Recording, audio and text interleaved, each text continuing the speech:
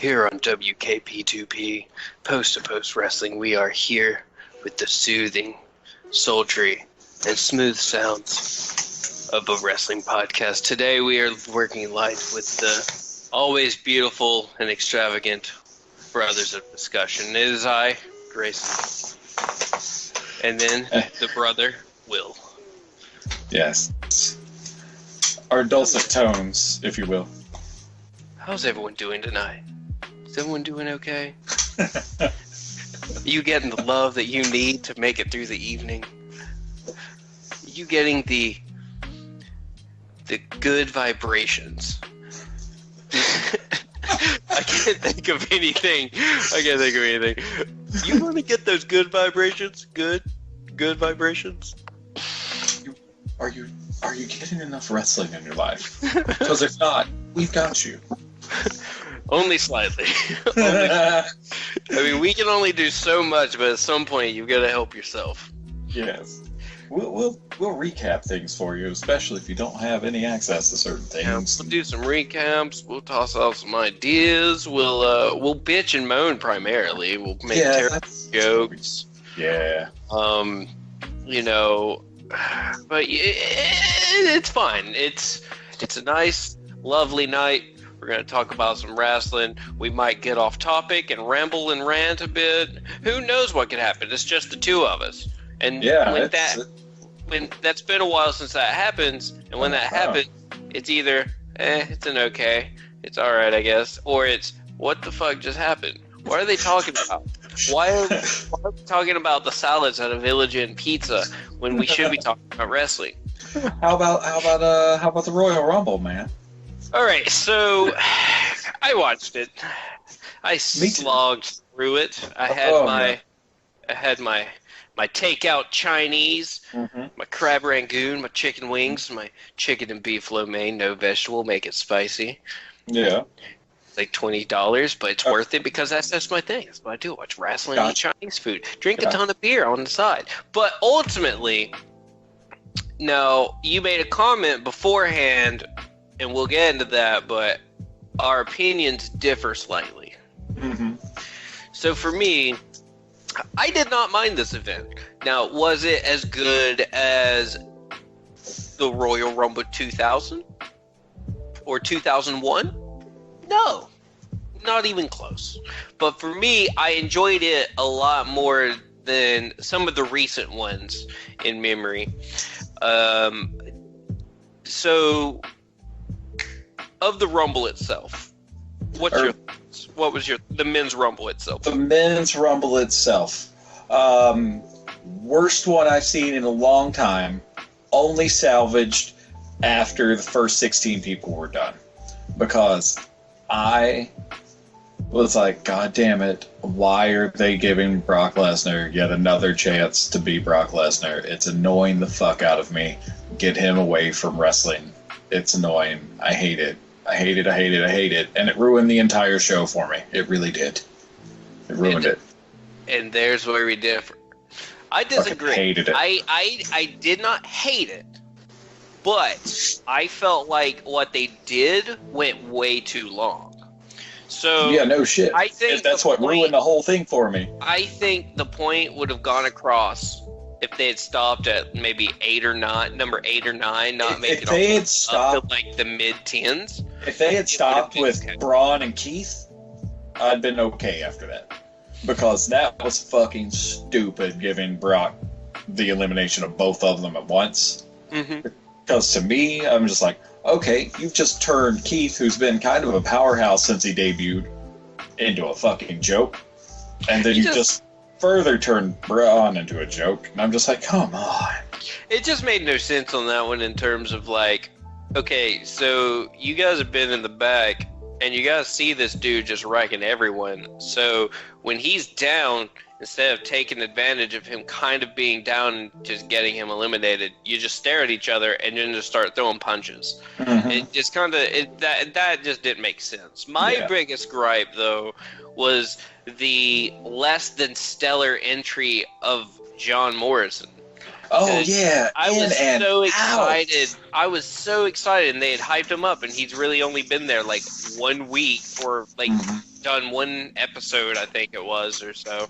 And it was like this big signing, coming back. Here it is, first Rumble back, in and out, just gone. And I'm like, so fast. They could have made him like entrant number like 17 and gave him. Yeah, they should not have fucking squandered his return on Brock's squash party. It made no sense. I was pissed that they fucking they eliminated damn Shinsuke that fast too.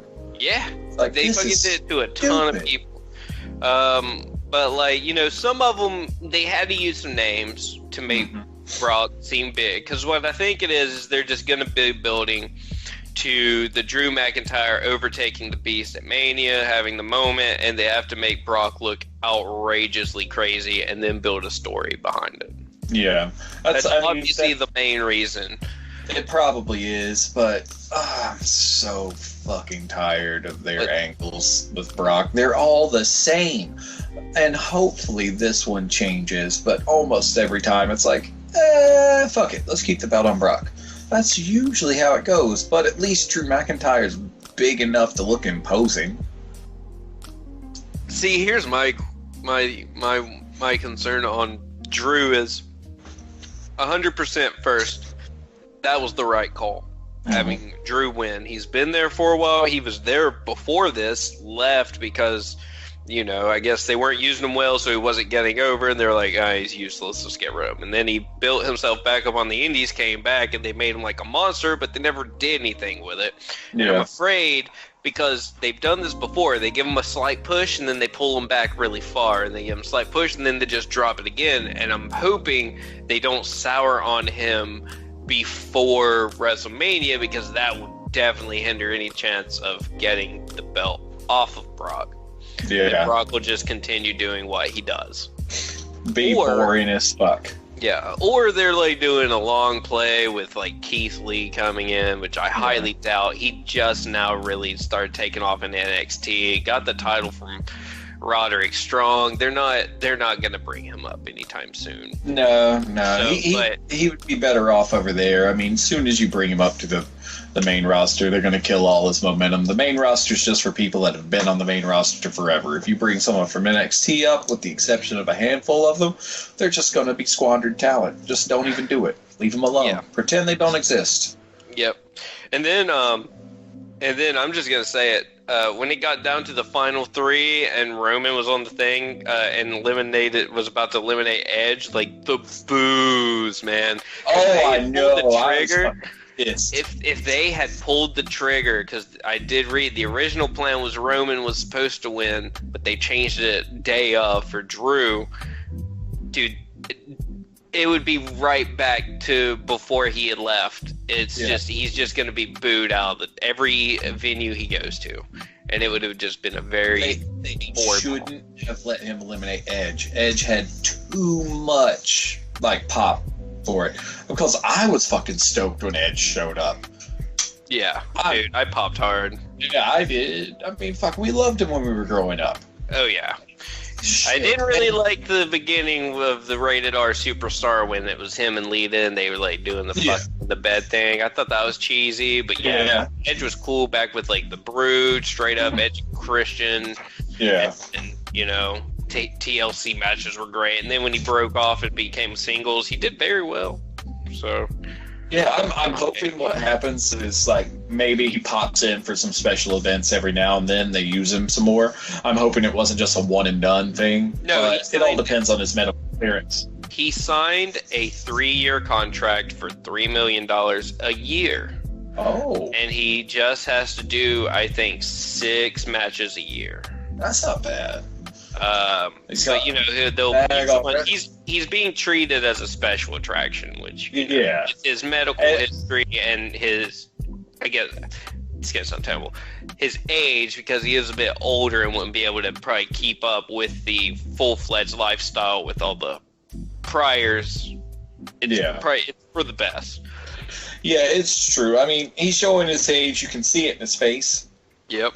No, man, that's from pillaging villages as a Viking. Well, also that, but age. But dude looked like he was in the best shape he's been in years. Yeah, dude, he's jacked. And he was throwing spears around like a damn legend. Dude, a spear so hard it separated AJ Styles' shoulder. Is that what happened? Yeah, he's out for like the next 6 to 8 weeks. Holy fuck! Yeah. Well, what it was it wasn't really the spear that hurt him. It was AJ wanted to take the big bump for Edge's return, and he just landed on his shoulder wrong doing it. Mm-hmm. But he'll be out for 6 to 8 weeks. He should be back for Mania if everything goes great. Yeah. But yeah, that's what happened. And then speaking of which, when he first came in and speared Dolph Ziggler and the camera cut the fuck to the crowd. Yeah. I'm blaming Kevin Dunn. I'm blaming him. Piece of garbage. If it's your fault, fuck you, Kevin. I just know that honestly, like that after Brock was gone, it was a little tame. But then when Edge came out, I was like, Rumble saved. Good. I was like, good. I mean, I knew he was going to come out because I watched it the next day. But like, I was doing it during a teacher work day. You know how much of the pay-per-view caught my attention to stop actually working and pay attention to it? Nothing until Edge. I watched every elimination. I was wandering around working. But I was like, okay, oh, look, Brock's doing what Brock does. I was like, dear God, this is so fucking predictable. Oh no, look, they're angrily beating on each other. Brock's going to eliminate both of them at one time. Brock eliminates both of them at one time. Check. Brock's going to do a bunch of fucking suplexes. Check. Brock's going to do something that only Brock does because that's the only way they can ride his one-dimensional ass character. Check. I'm just like, oh, fuck.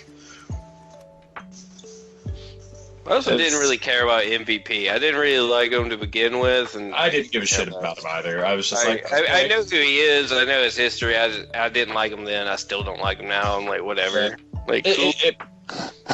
Cool. Another quasi-legend, I guess you could say, or just notable blast from the past. Get that far, man. He was a mid-carder. I wouldn't say legend in any way. Let's just say notable blast from the past. There you go. Nostalgia grab. I'm excited about Savio Vega coming back for an MLW match. I was expecting more like surprise entrance. This Rumble had. Yeah, I was expecting like something crazy, but we had MVP, Edge, Morrison. I guess you could say Morrison maybe, but those were the three. Yeah, that was it. That's not much at all.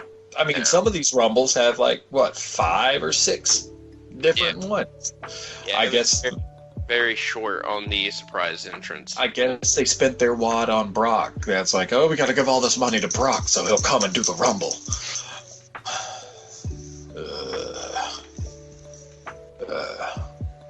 And I'm not going to apologize to anyone that happens to listen. I fucking hate that guy, and I'll never enjoy them. I like 2002 Brock when he was like facing The Rock and did more wrestling instead of just Suplex City. Maybe. I mean, shooting star off it like WrestleMania almost breaks his neck. I'm cool with that. Now he'll never do that. Early Brock was okay, but I'm full of myself. Brock, fuck that guy. Yeah.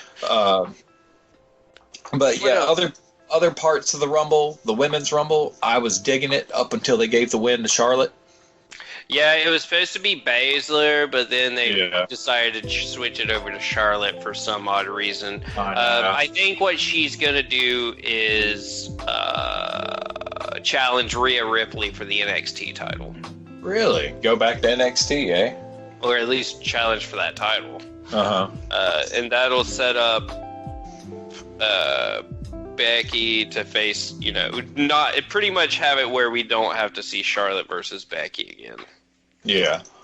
Well, that could be good, but I mean, fingers crossed that WWE creative doesn't just go back to the well one more time, because they have the worst habit and track record of doing that, giving us the same matches over and over.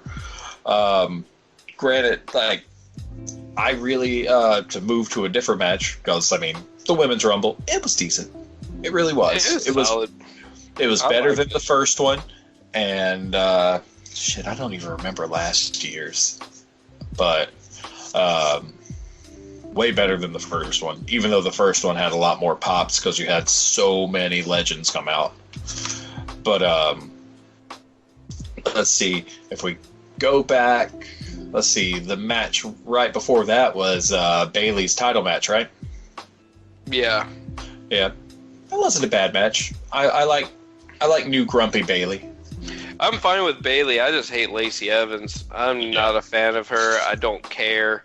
Like, nothing in this world will make me like her. I don't think she's good, and she should not be in the title picture right now. Yeah, but I do like Bayley's character change. I do too. I wasn't feeling the I Dream of Jeannie headpiece too much, but I like Hill Bailey with the more serious tone instead of like I'm a coward Hill Bailey from a few months back. Yeah, she's finally grown into the character. Yeah. So yeah, that was pretty good. And then I enjoyed the Asuka and Becky match too. Oh, that match was great. Yeah, I still would have preferred Asuka to stay on top, but with all the storytelling and constant referencing to it that the announce team does, like, yes, spend it away, because you can't stop talking about how Asuka always wins. She doesn't. It's the bad. funny part. Yeah. I mean, just how Asuka always wins against Becky. That was the whole thing. Yeah, I guess. Yeah. But I was just like, they give it away all the time. Yeah. Well, it's Michael Cole. Yeah. I would like it if Michael Cole got off of announcing. Yeah. I'm a little over him. Did see that Jerry King is still on the announce team and the other guy's gone. I read that. Join? Yeah, I think so. Who's gone? I know King went back, but who was the other one? I cannot remember his name. I thought you said it, so I was like, yeah. I'll find out. Yeah, but I mean, that match was Vic great. Joseph, I think. Yeah, Vic Joseph, the former 205 Live guy. Oh, I never watched 205 Live. That shows how much I would have known who you were talking about. But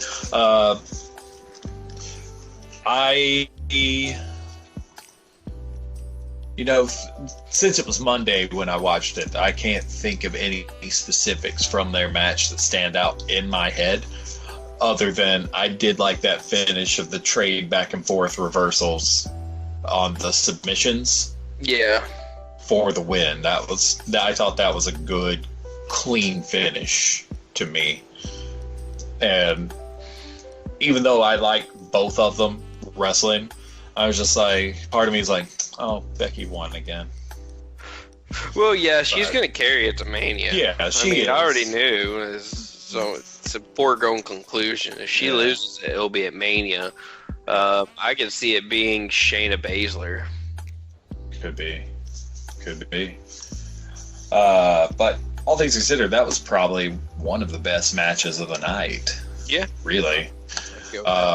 Better than Corbin and Reigns. God, what a fucking snooze fest. I wouldn't say it's that bad. That's an over-exaggeration.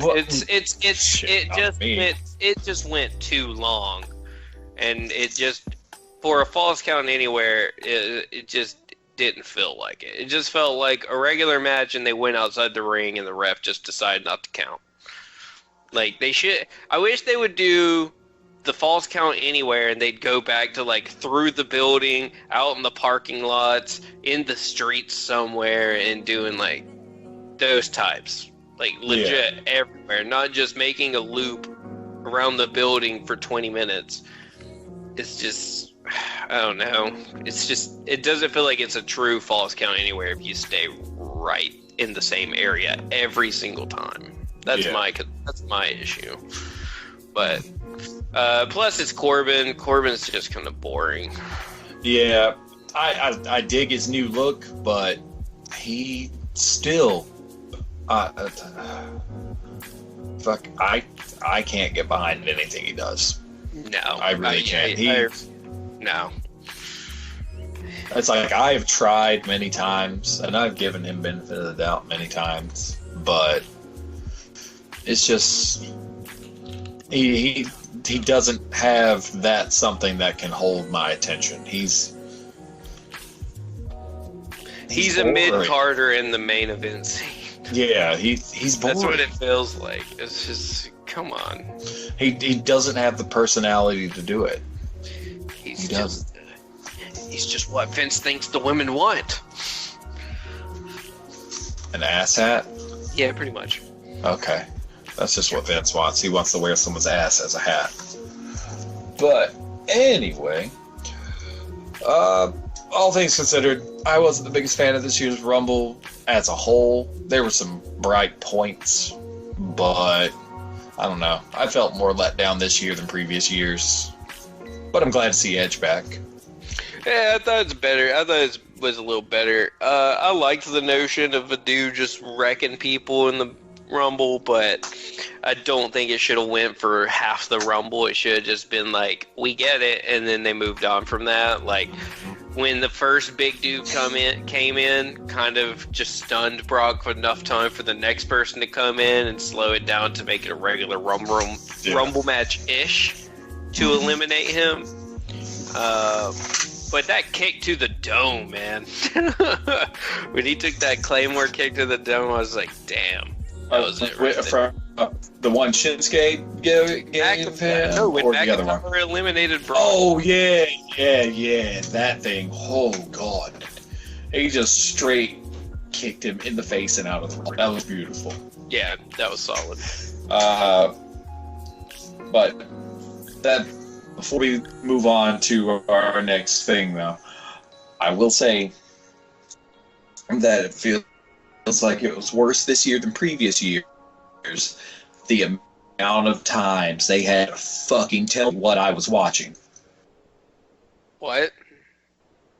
The announce team. I know I'm watching the Royal fucking Rumble. I know. You don't have to differentiate Royal Rumble and Royal Rumble match. You don't.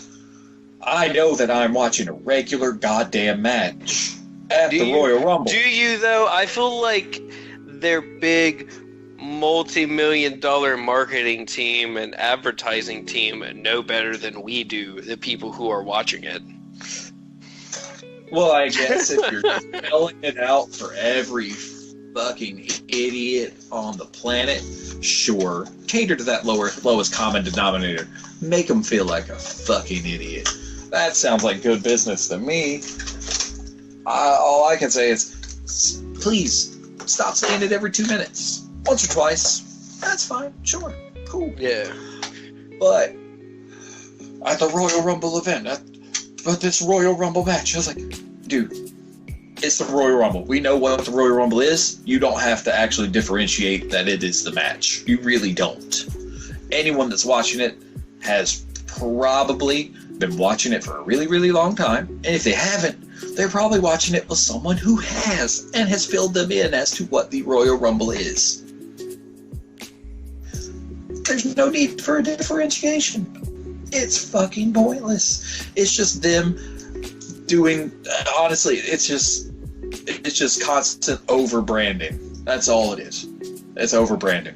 It's like they need to say it. It's like for some reason in a contract somewhere it says you need to say Royal Rumble event 973 fucking times a minute, and then you have to say Royal Rumble match 10,000 times throughout the course of this pay-per-view.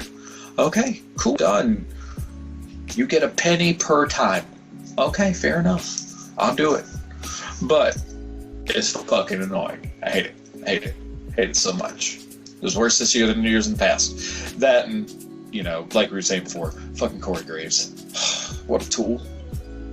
Yeah, I used to like him. I don't really like his announcing style. Like, it's kind of just gone off. Yeah. Yeah. Really has. If only he wasn't broken and he could go back. Oh well. Moving on. So, how's New Beginnings Durham, man? Oh, New Japan. Yeah, dude, it was fun. I mean, it was just sort of,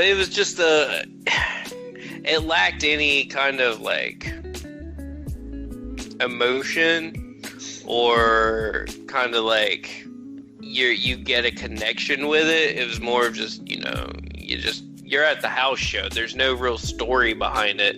It literally was just like the entrance, the match, they leave, and immediately they do another one. There was no vignettes, there was no talking. It was just in and out, just getting it done. And the whole event started at 8. It was done by 9:45. Wow. That's fucking fast. Yeah, dude. It was just like bam, bam, bam, bam. Just in and out. We're done. Seats seemed hella good. That was the cheap seat. That was $50. It seemed like you were damn near on the floor, man. Dude, no, we were. This place, it was only 5 rows. Like, that's it. If you wanted the front, you had to pay a shit ton, but, like, I paid, like, nothing compared to that, and my seats were perfect. Mm-hmm. But the biggest highlight of that night was the fact that the villain Marty Scurll made an appearance. Oh. Unexpected. And I popped fucking hard, and the people I went with, I was like, I have no idea who this is. And then I was like, you're not friends of mine. I've disowned you. You guys are no longer my friends. And then what was it? He announced that he will be at that Ring of Honor match or event that's over, I think, WrestleMania weekend, like the 4th. Yeah. And he challenged Jay White to a match. Oh, man. I could see a Jay and Marty match being really good. I could almost see it as them creating some sort of Bullet Club versus Villain Enterprises feud. Mm-hmm. And if they did that, I think that would maybe rekindle a little bit of fire behind Bullet Club, you know? One of their former members coming in, like, just going after them. Mm. I think that could be good stuff. Oh, yeah. I can believe it. Especially with fucking Brody King backing him up. God damn. Oh, hell yeah. I want to see Brody wrestle some more, because watching that shit over the summer, or early summer, when him and Marty were doing that tourney down there in New Japan, I was like, God damn, Brody King. God damn. I don't know how you move like that for being a big dude. It's pretty cool seeing, like, Marty showing up there and saying that he's going to continue doing stuff with New Japan, and then just that tie-in right there alone, like, segues real well with how he's been a big fixture in NWA the past few weeks. Oh yeah, you know, was there. He was on the Hard Times pay-per-view for a minute. Until Nick Aldis pretty much kicked him out. But that was after Marty was like, put your belt up against Flip. He's like, I will, but you got to get out. And then that turned the Flip match from a non-title into a title match, which is what kind of stroked the flame of Marty. He pretty much called Nick out for being a coward for doing that. Yeah. That's one thing they've done with Aldis's character. As like, he never defends his belt. Ever. Right. He's just like, no, you're not good enough for a title match. Motherfucker, you're wearing a belt. If it's a match, it should be a damn title match. Regardless of things. Yeah. But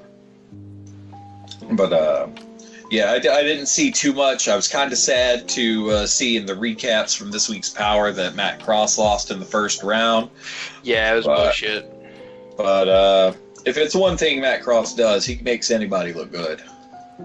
Yeah, he did make Starks look really good. I mean, Starks is pretty okay. He was solid. Yeah, he was fine. I kind of like that he wound up taking that whole tourney and getting the TV title because, I mean, his first match as TV title champion, what was it, Tuesday night, against Zicky Dice. And honestly, Zicky Dice is growing on me. I'm kind of enjoying his weird white trash 80s throwback character. It's pretty fun. I'm enjoying it. I don't get it, but I'm cool with it. Yeah, I don't know what. Just honestly, like at first it kind of annoyed me when he first showed up, but it's grown on me the way he says outlandish before everything. I'm like, you do use Sticky Dice. I'll keep watching for now. My issue with that event though was actually that whole tournament. Not just because Matt Cross lost. I am biased, but that wasn't my issue. I just did not like the idea of it being 6-minute matches. Yeah, that's just gimmick is just because of the 6:05 time slot. It's a giant in joke. That's all the time limit's for because it's for a TV title. I don't necessarily care about the time limit. The issue is because of the time limit, it causes a lack of getting into the match, I guess. Yeah, there's no... gets hurried and rushed. There's no drama. There's no build-up. It's just every match just ended too abruptly. So many of them, like just watching the ones on earlier Powers, seem like they ended in quick roll-ups. Yeah, and it just kind of, I don't know, it just rubbed me the wrong way. Yeah, and and because of these 6-minute matches, they had such a huge. They built up the question mark. He'd been undefeated for months on NWA Power, and then he loses in his first match, and it just kind of felt like it wasn't even a moment. It was just, he lost. Who was he up against again? Was he Trevor Murdoch? No, he may have been. He may have been in the tournament. Yeah. Yeah, it was, I think, Trevor Murdoch, because I know Trevor's second was Dan Moff or Maff. Yeah. It was Trevor Murdoch because Murdoch won after doing 2 top rope turnbuckles. Like, they did make him look strong in this terms of it took 2 of those to take him down, and no one had kicked out of 1 before. But at the same time, it's just like, what's the point? It's true, but at the same time, I really think, one, they're either going to ride out the gimmick of the question mark to the point where we're going to hate it. Right now, it's still pretty fun. I'm still liking it. Or 2, they're going to do some sort of wild shit where he winds up with some sort of belt. Not sure what, but he's going to end up with some sort of belt. At best, he turn on, or Aaron Stevens turns on him and he wins it from him since he's the North American champ and he's the disciple. I could see Stevens doing some sort of crazy, like they make them wrestle each other. And then Stevens tries to cheap shot him, and then that's when the question mark puts him down and gets the belt from him. Yeah. And then it's back to Stevens being, Stevens. But who knows whether that'll happen because, another thing, because on this most recent episode, Stevens got challenged by Trevor Murdoch for the title. And what they could wind up doing is Murdoch gets the belt off of Stevens. And then they move the question mark in to go after Murdoch, and it's almost like kind of a rematch type. Possibly. It's a long shot. Who knows? But those are things that could happen. Yeah, Anything could happen. It's NWA Power. Yeah, I mean, if it's one thing they do, it's they definitely keep me guessing, because sometimes I think I've got it figured out, and then they fucking swerve me. Yeah. But I didn't get to see any hard times, but I saw enough of like the recaps and things. Things were looking good. I didn't see anything from the tag match, but I did see that James Storm and Eli Drake got the belts. Yes. And one thing I will say to that, super fucking enjoyable, those two as a tag team. Oh, that is a good fucking pair. I think if it keeps going like it is, because it's already just kind of early, it could be on, like, not as big, I guess, because it's in WA, but on the level as Beer Money was with Robert Roode and James Storm. If it even hits America's Most Wanted level, which was him and Chris Harris, I'd be fucking it. That's going to be great, and I think it'll get there. They work well together. They both have those on-mic gimmicks that everyone's able to do call-outs for. And those gimmicks tend to overlap and mesh really well. Plus, Storm's character right now, so much better than when Power first started out. He was just this grumpy dickhead. Mm-hmm. Now, he's a funny-ass beer-swilling redneck. It's exactly how he was in Impact. Yeah, so it's back to normal, and he's much more enjoyable. And then it's like, he's the wild card. And then Eli Drake's playing the straight man to him. And it's this nice comedy duo thing going on, because he was throwing out the shittiest jokes on Power the other night. Like, Aaron Stevens and the question mark came out while they were doing their interview with Drew Galley. Galley. Okay. Okay.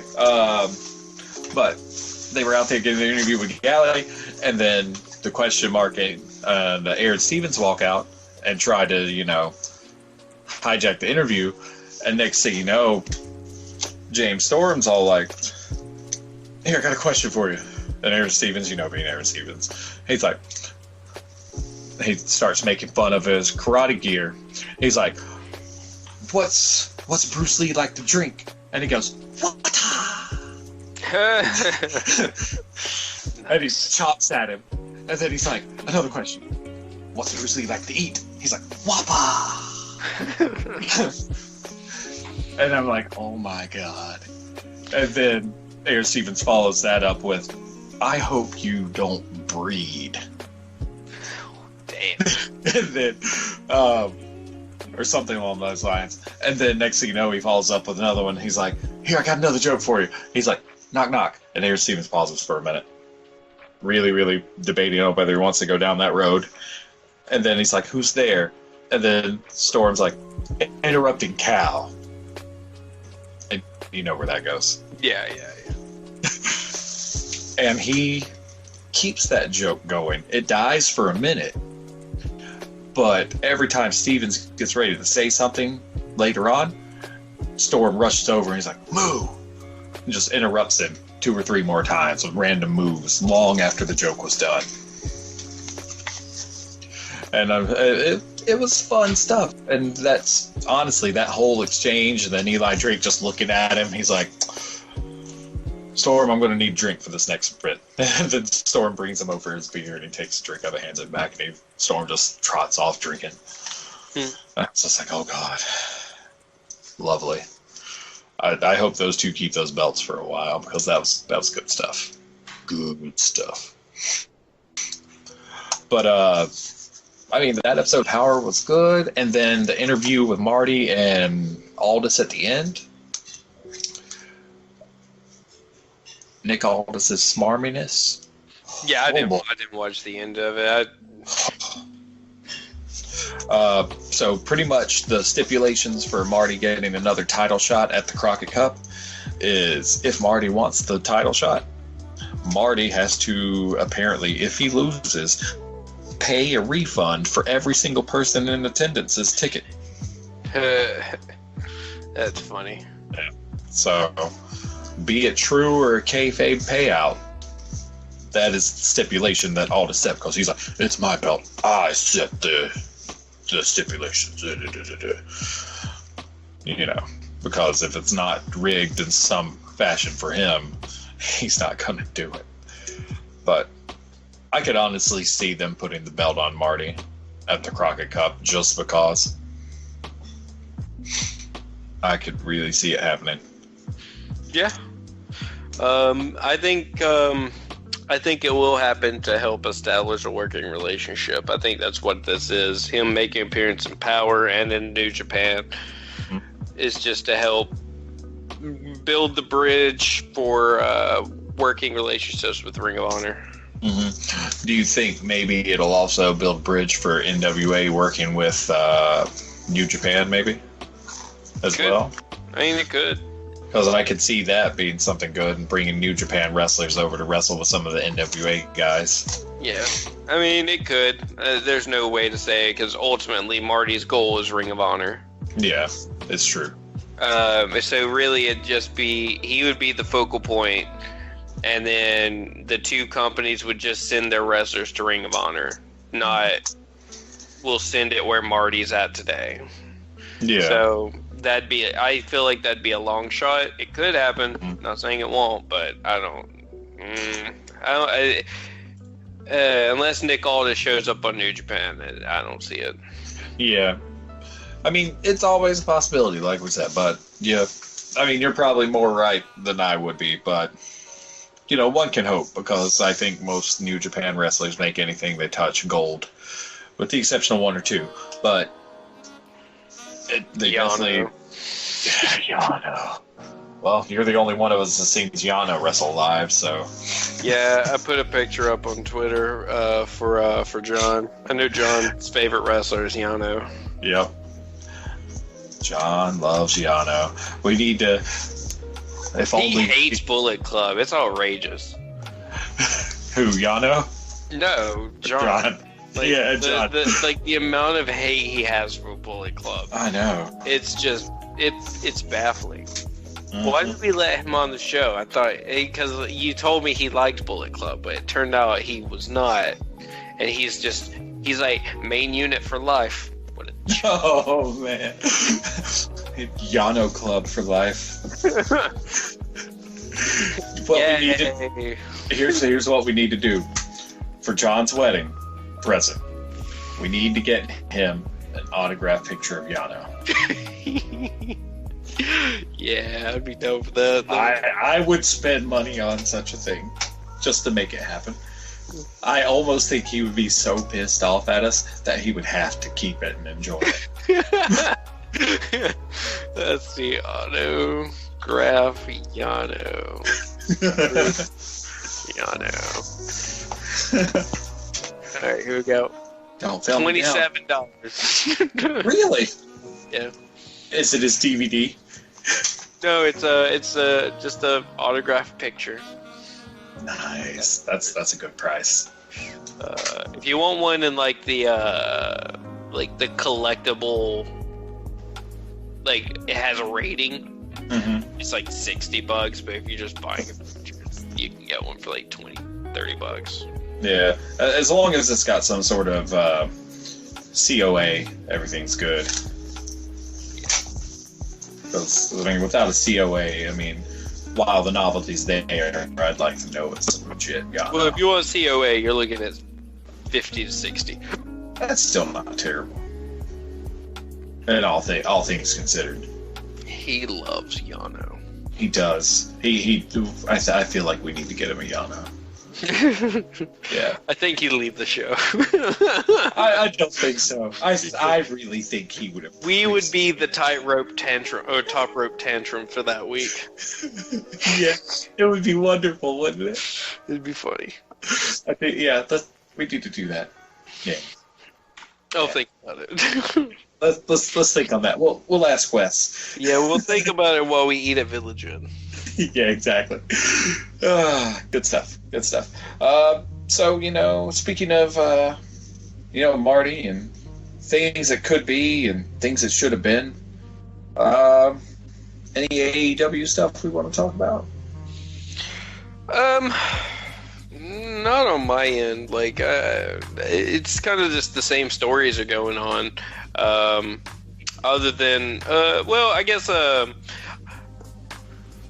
keep that storyline going, the Dark Order trying to recruit Christopher Daniels, they failed. So now they're telling Christopher Daniels they are going to attack everyone he loves. So they're going to start attacking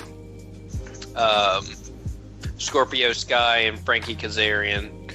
And it makes me wonder if that whole vignette was a red herring on Brandon Cutler, because he's made a few appearances as just Brandon Cutler, that Daniels may have been the one that left Dark Order in that one vignette. The one that they beat up? Oh no, I'm overthinking it. It's probably Cutler, because I forgot they tried to recruit him personally and they couldn't, so now they're attacking. I completely forgot about that. Never mind. Taking that back. Taking it back. Rolling it back. Rolling it back up before I took it out of the case. Yeah, retcon. Now I started loosening the drawstrings. Mm-hmm. Now, let's see. I believe it happened on. Did it happen on the cruise, or did it happen just before the cruise that Hangman and Kenny got the belts? That was on the cruise. They beat SCU.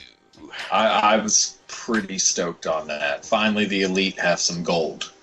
And I think it's Tony Khan making the call. Oh, yeah? Because I've heard Tony Khan's kind of tightening his grip a little bit, and that's been what... Because there's been a common agreement that ever since the new year, the show has gotten better. In my opinion, it's the same as it has been. Good. Yeah. There's, the low spots and the high spots. But ultimately, they've been very consistent on providing a quality show.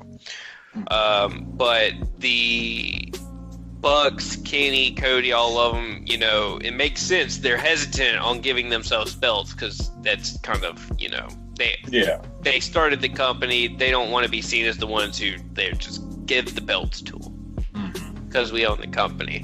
But I think Tony's like, but you're some of the big draws. You kind of need it. You guys need the belt at least once or something because it works for the stories. It's not about egos or, the fact that you own it. It would help drive a story. And I think that's probably how he pulled that with Hangman Page and Kenny because of the story behind them. Like, Cody and Chris had a thing, but they had the MJF, so go with that story. He doesn't need the belt. The Bucks, they don't need the belts at all. No. And it helped to establish a new team for the AEW audience with SCU, but with Kenny and Hangman, it's more of an internal dilemma between the two because you've got straight-laced Kenny, still friends with the Elite, tag teaming with Hangman, who is now an alcoholic who has kind of separated himself from the Elite.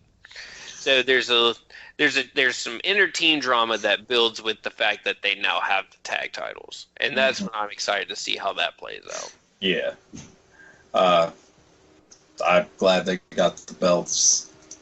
I think they're a good tag team. They work really well together, and just the fact that both of them are so different, I think, is what makes it work.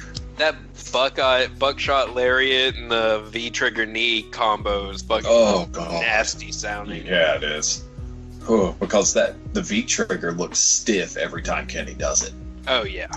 I mean, every time. And then the buckshot lariat, just like whether it's stiff or not, it just looks good. So you combine those two nasty-looking maneuvers together, and you've just got, a recipe for greatness. Yep. I am interested in seeing this Cody and Wardlow cage match, though. So I'm going to have to watch that. I know Revolution's coming up in about 3 some odd weeks. Other than that, I mean, I didn't watch any of the Jericho's Crew stuff just because, as usual, I do not have cable. So I don't really watch any AEW outside of occasionally catching Dark from time to time. But Dark is going to be on Fight now. Oh, yeah? Yep, it's going to be on that app. exclusively or just as well as YouTube? As well as. Okay. It's I think it's an as well as, because I'm wondering if YouTube may not be available in some places where their audience are, so it helps fill that gap. Could be. I'm not sure. Like, I never looked into it, but I did hear that it's going to be on Fight. Mm-hmm. Well, fair enough. I mean, I enjoy Dark, but there's only so many times I can stand watching Dark matches, so I don't really watch it too often. I want to know what this new show that they're going to do is soon. Well, maybe not soon, but they're in the planning stages because it was part of their re-up with TNT. I want to know what they're doing. I mean, we were giving it guesses the other week. Yeah, but I'm just excited to actually see it come to fruition. Yeah, I'm ready to see what happens. I'm ready for a AEW event closer to my residence so I can go. I know. I want them to come back out like somewhere near me again. Maybe even do Richmond, and I'll go down to Richmond. Yeah. So, you're gonna go see that XFL show? I sent you that link for $20 tickets. No. You should definitely get to see the XFL. I don't know if I want to. I didn't see it the first time. Yeah, that's the point. That's why you've got to go now.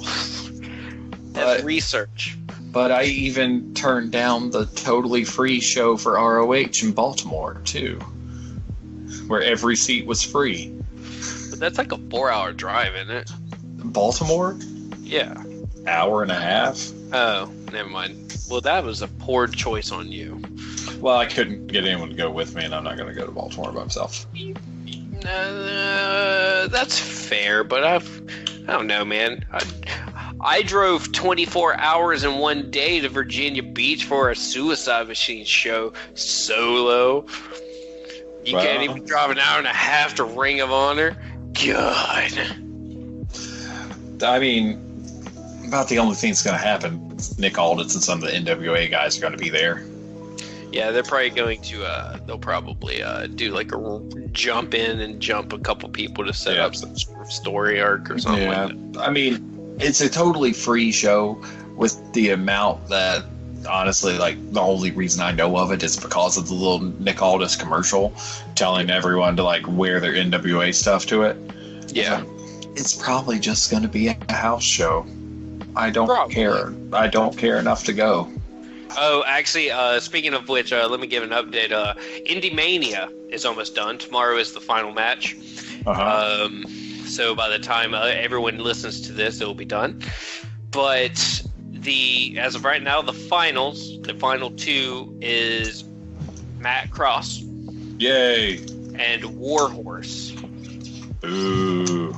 No, dude, Warhorse is great because for these final 8. But he's not Matt Cross. Shush. No, he is not.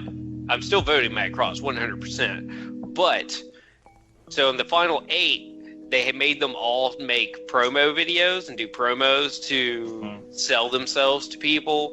Yeah. Dude, okay, you need to go check that shit out. And listen to watch Warhorse. All it is like old school, late 80s, early 90s, like just yelling at you the whole time.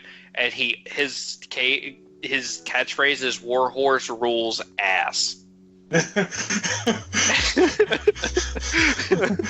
it's fucking great. He just released a t-shirt actually on Pro Wrestling Tees.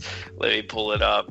I'm not gonna pull up the website. I got his Twitter feed right here. It was like, oh, and a documentary's coming up. Hell yeah, I'd watch that just because of that one promo. I've never seen him wrestle, but that promo made me a believer in this dude, man.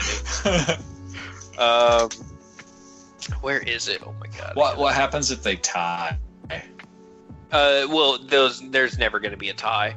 They have 3 sets. It's the you've got the creators vote. It's like 5 of them, so the majority of those 5 gets that vote. Then you've got the fan vote, which is Twitter, Instagram, and Facebook.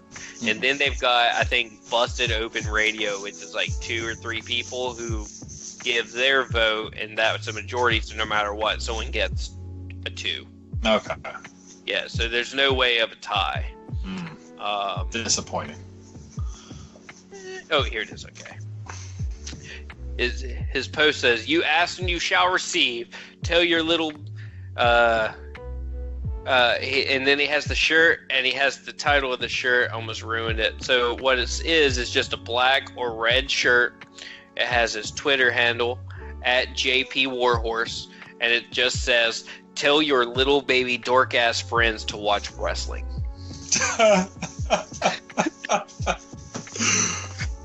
Yeah, that's a great shirt. Yeah, dude, it's great. Tell your little baby dork ass friends to watch wrestling. That is a great shirt. That's it. Hold on, let me see if I can find it. I just want you to hear him say Warhorse rules ass. It's just so fucking funny. Warhorse rules ass. Are you? Where are you, you son of a biscuit? Oh, why am I looking at it the hard way? If I just go to the Retromania people, it's right there. I'm like scrolling through someone's Twitter feed like some sort of heathen, some sort of poor man. It's fucking John's fault and how much he hates Bullet Club. It's fucking John's fault because we're all torn up that we got to buy him that Yano autograph.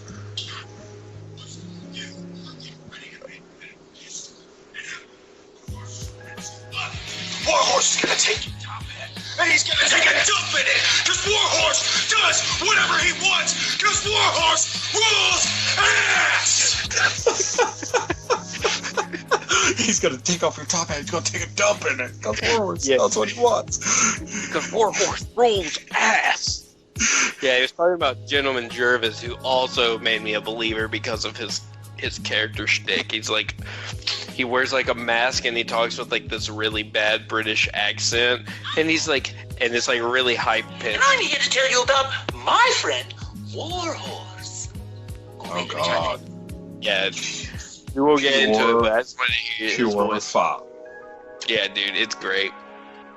So I'm excited. Tomorrow we get another Matt Cross and another Warhorse promo, and if Warhorse throws it down like that again, saying he's gonna take a dump in like your top hat and he rolls ass, I can see him swinging a vote. It's not my vote. My vote's Matt Cross all day, every day. But say he can swing some people. Very true. Very true. Ass. Oh man. I need some fried chicken. Goddamn. Bring it full circle. All right. Well, that's. I think that wraps it up. You know. Oh yeah. Okay. We'll call it a night. Here on WKP2P, Post to Post Wrestling with the Brothers of Discussion. Here, bringing you the soothing, sultry, smooth sounds of wrestling podcast experience. Bye. Bye.